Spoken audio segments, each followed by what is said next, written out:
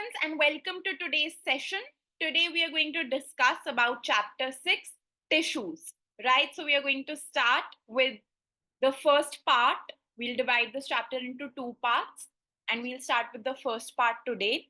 So tissues, as we know, is nothing but a group of similar cells that are similar in structure and perform similar functions. So an aggregation or a group of cells, similar cells, will form a tissue. Similar tissues will combine to form an organ, and similar organs that can work together, that can function together, will come together to form an organ system.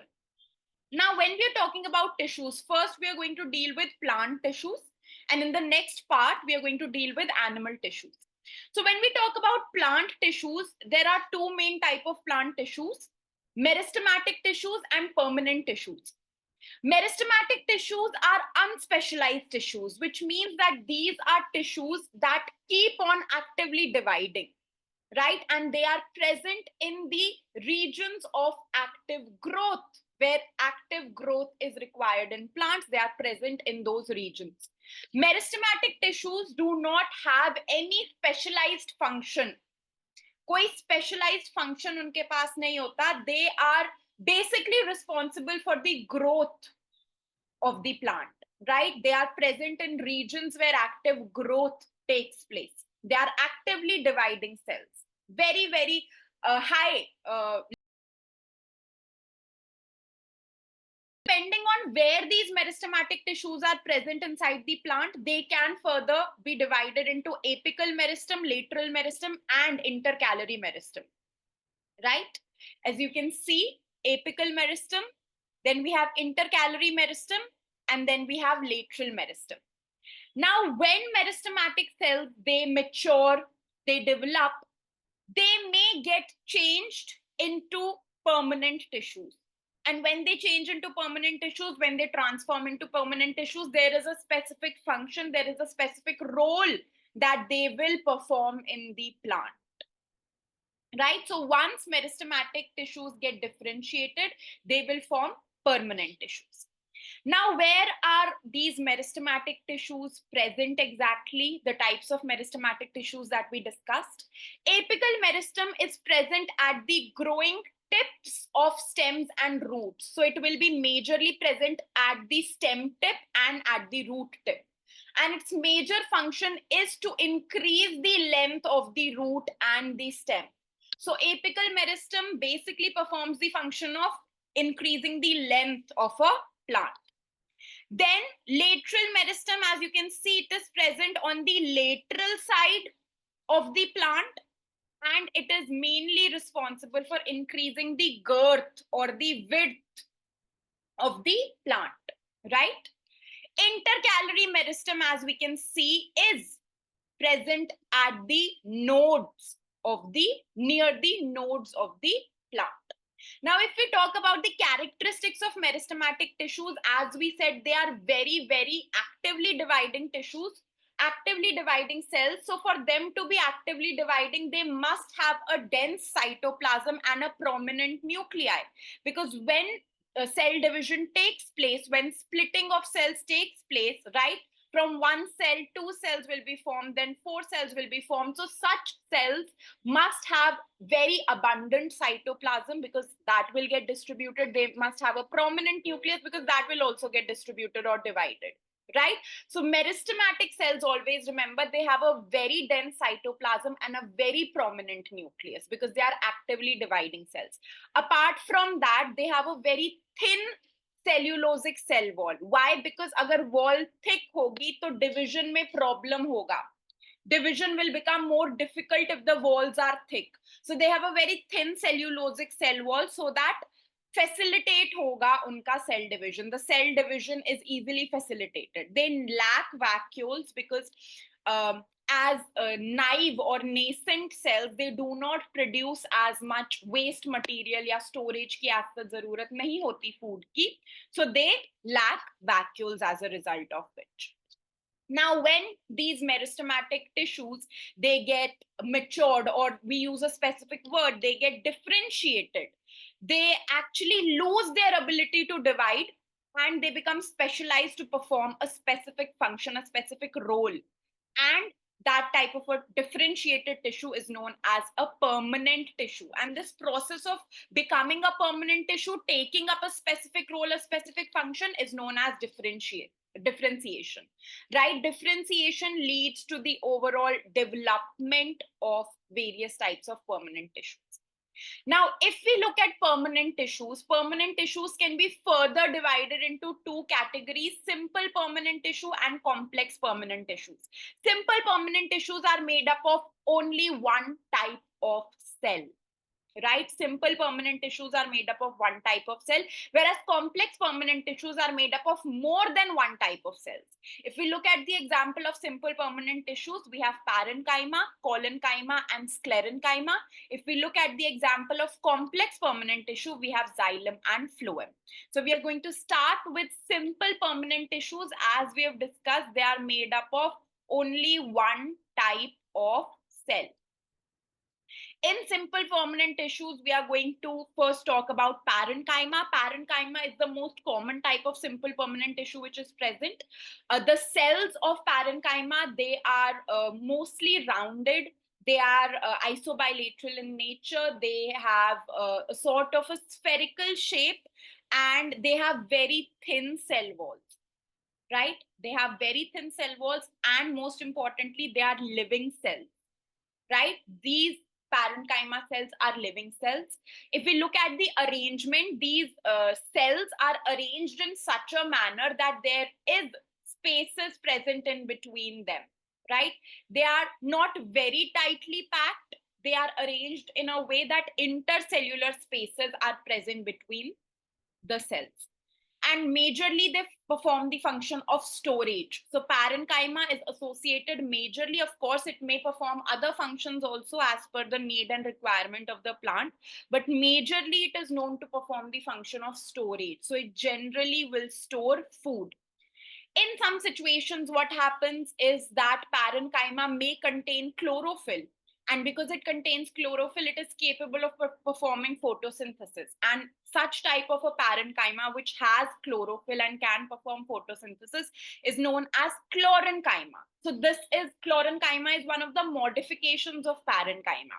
Similarly, another modification of parenchyma is aerenchyma. What happens in aerenchyma? So aerenchyma are also parenchyma cells, but they are majorly present in aquatic plants.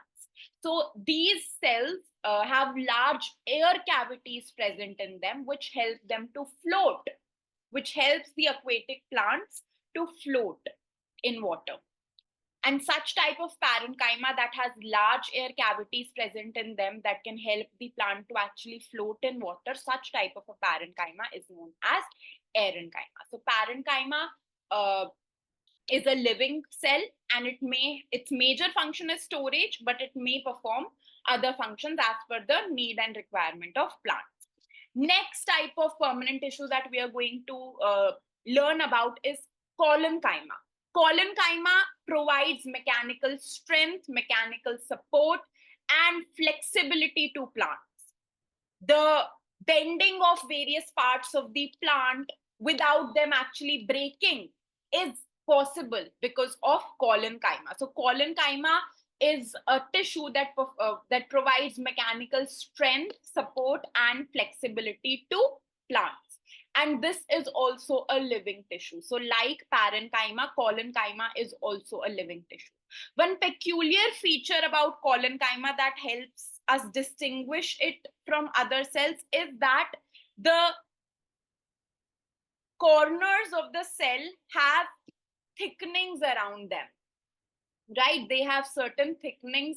We can see the presence of certain thickenings at the corner of collenchyma cells, and that is one of the distinguishing features of this cell. And in parenchyma, we saw that there were certain intercellular spaces, but if we look at these cells, they are tightly packed with each other with very little intercellular space present in between. The third and the last type of permanent tissue that we are going to talk about is sclerenchyma. Sclerenchyma is the only permanent tissue, simple permanent tissue, that is dead, right? It is a non-living tissue, and it also provides mechanical strength, stiffness, and hardness to the plant. If we look at the husk of the coconut, we can see how dry and dead that tissue looks. That is actually made up of sclerenchymatous tissue, right? If we look at the structure of the sclerenchyma, they can be long and they have lignified walls. So their walls are lignified. They have deposition of lignin, because of which no air or water can enter inside the cell, and as a result, the inside lumen of the cell becomes dead. The cell becomes dead because the walls are lignified. They have lignin deposits all over them, and therefore because of that, nothing can enter, no oxygen, no water can enter inside the cell, right? They have very narrow space inside the cell, very narrow lumen, because the wall around them is so thick. So you can imagine how thick these walls are, that there is almost no internal space which is present inside. Now, sclerenchyma is present around stems. It is present in the vascular bundles. It is present in the hard coverings of the nuts or seeds that we see. So it basically provides strength, stiffness, and hardness to the plants. Here we can see parenchyma with some intercellular spaces present in between. Then we have collenchyma, and we can see the thickenings around the cell. And then we have, lastly, sclerenchyma, right? So next we are going to talk about the epidermis. Epidermis forms the outermost layer of cells, and epidermis is quietly, it is usually quite thin. It is made up of a single layer of cells. There are not multiple layers stacked. It is usually made up of a single layer of cells. And again, epidermis also has certain modifications based on the habitat where the plant is present, or the need or the requirement that the plant possesses. So when plants are present in very dry habitats, major concern is to prevent the loss of water. So in such situations, epidermis of such plants that are present in dry habitat, their epidermis is quite thicker, more than the plants that are present in, let's say, a moist habitat. So their epidermis is thicker in order to prevent water loss, in order to protect them from water loss, right? So the entire outer covering of the plant, of all parts actually, is made up of epidermis.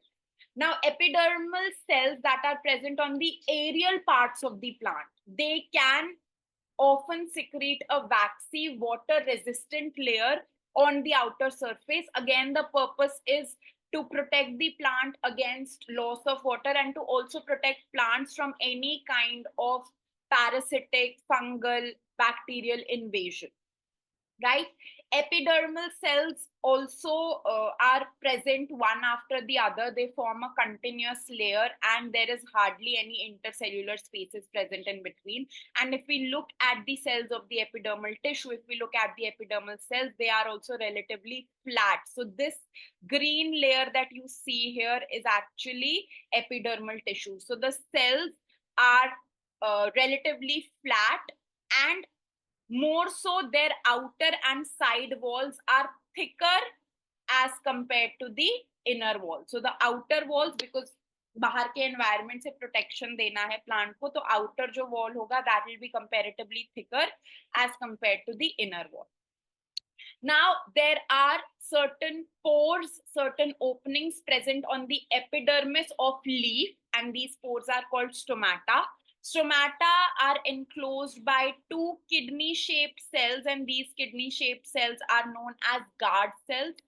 And stomata has two major functions. It performs two major functions. First is the exchange of gases. Exchange of gases with the atmosphere takes place through stomata. And second, transpiration, which is the loss of water in the form of water vapor from the plants, also takes place through stomata. So stomata performs these two major functions. Now, when we talk about the epidermal cells of the roots, because The function of roots is absorption of water. The epidermal cells are modified to form long hair-like parts that can actually help in more absorption of water. They can increase the surface area for absorption of water. If we talk about the epidermis that is present in desert plants, then they secrete a waxy coating of a substance known as cutin. Cutin is secreted and it is waterproof in nature. Again, that is another modification of epidermis as a protective, to perform a protective function and to prevent loss of water. Now, as plants grow older, this epidermis or this outer protective tissue, it also undergoes certain changes. A strip of secondary meristematic tissue located between the cortex. So cortex is a layer of cells present just below the epidermis. They form the cork. They become dead and they form cork. So now cork cells are formed later in the life of plant when the plant grows a little older and matures, and cells of cork, they are completely dead. They do not have any intercellular spaces present in them, and they are arranged very closely and compactly to each other, and they also have a deposition of a substance in them known as suberin. Suberin is a substance which is impervious to gases as well as water, right? Next, we are going to talk about complex permanent tissues. As we discussed further, complex permanent tissues differ from simple permanent tissues because they are made up of more than one type of cell. Xylem and phloem are examples of complex permanent tissue, and both these tissues together constitute the vascular bundle in plants.